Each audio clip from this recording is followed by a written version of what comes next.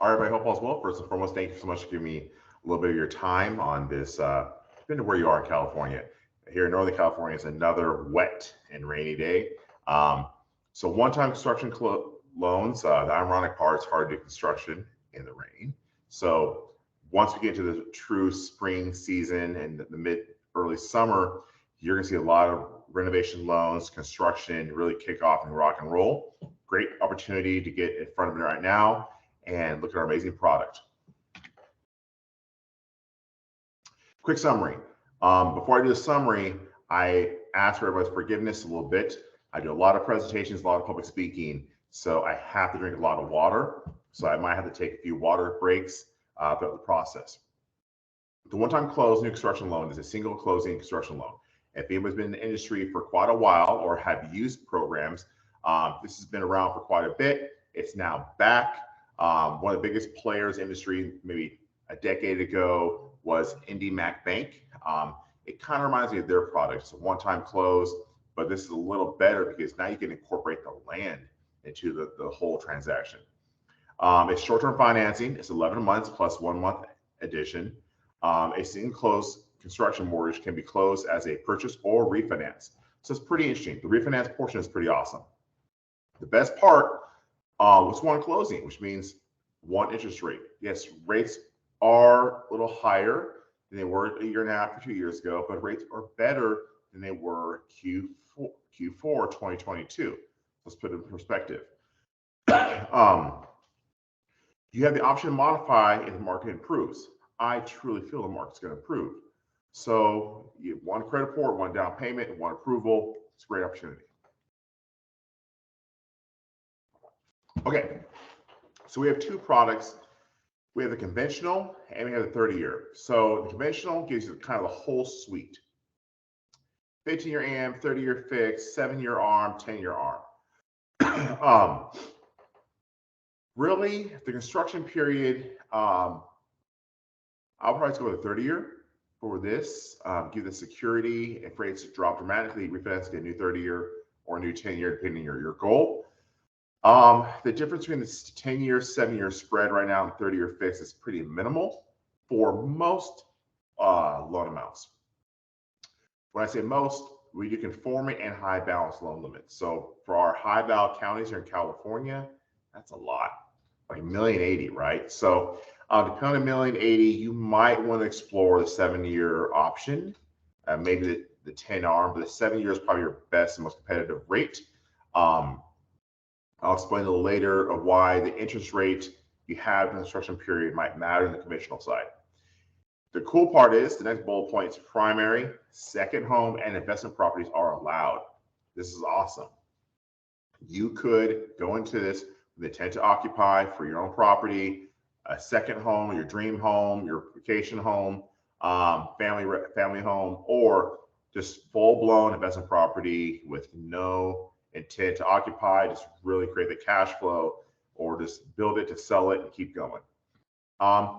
Minimum FICO 700, max LTV is 95%, it's 5% down. So now that does not apply for your second home investment properties. As you know, it needs to follow the Fannie Mae Freddie Mac selling guidelines.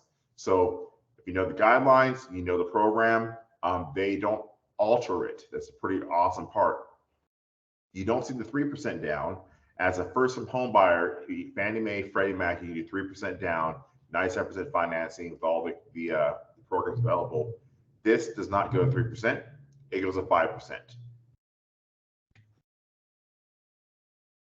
Parameters, I've already said a few times, Fannie Mae only, right? So basically Fannie Mae, Freddie Mac guidelines, but as a Fannie Mae product only, you have to get approved eligible. There is no letter explanation, explanations, and get in front of the underwriter and explain the situation. We have to have a approved, eligible, electronically generated approval. That's it.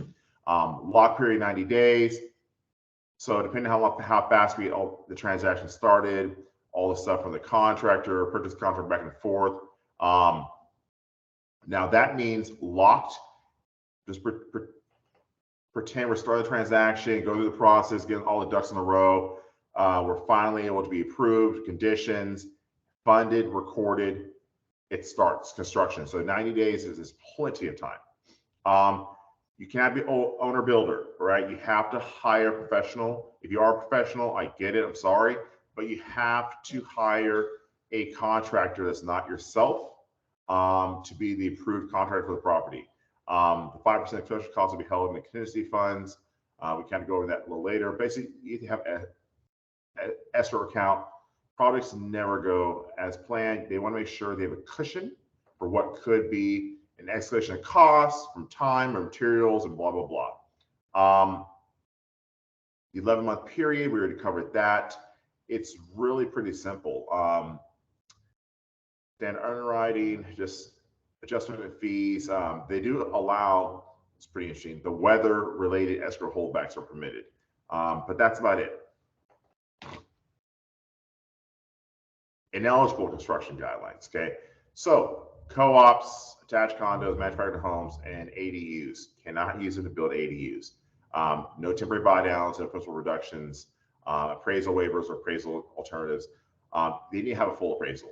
You can't do a desktop appraisal, drive-by appraisal. They need to really get out the property on this one, okay? Virtual close not allowed. You have to physically go to closing, a physical notary. So some of the conveniences that we're used to in the last 2 years due to COVID have been removed. They want to make sure it's tangible and they're on the property. Okay, here's VA. VA is pretty awesome. Okay, so kind of oversight bullet points, a conventional 5% down requirement. Yes, you can go to $1,080,000 loan amount.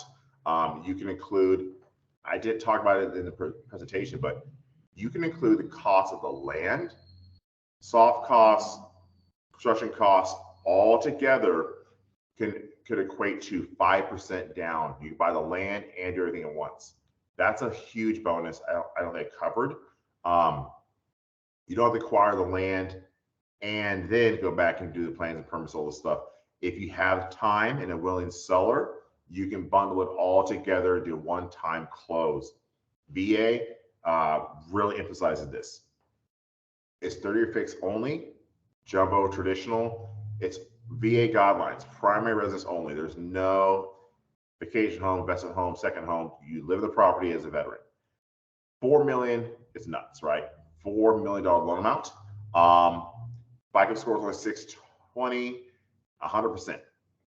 You could find the land, acquire the land, and build the home, everything at 100% financing. You can then structure in the interest payments into the loan. That's not available with conventional. Conventional, another caveat, they would like you to, not like it, it's a requirement to have the interest paid by you through the construction costs. So there is a monthly cost to do. You cannot have an interest reserve account for the conventional, but you can for VA. Okay, borrower requirements, standard. So just think about the same way you qualify for a VA loan, you qualify for a VA construction loan.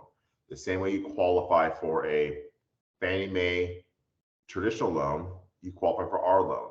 Same guidelines, LTV, DTI, continuity of income, ATR, ability to repay, all the caveats to qualify for a loan come to effect. Nothing more, nothing less. Okay, 2 minutes to spare. I hope everyone had a wonderful time reviewing it. Hopefully it spurred some interest and opportunities, possibilities to utilize our programs. It's absolutely amazing. Once we get out of this very long rainy season, we can get back into looking at opportunities to rehabs and build and start construction here in California.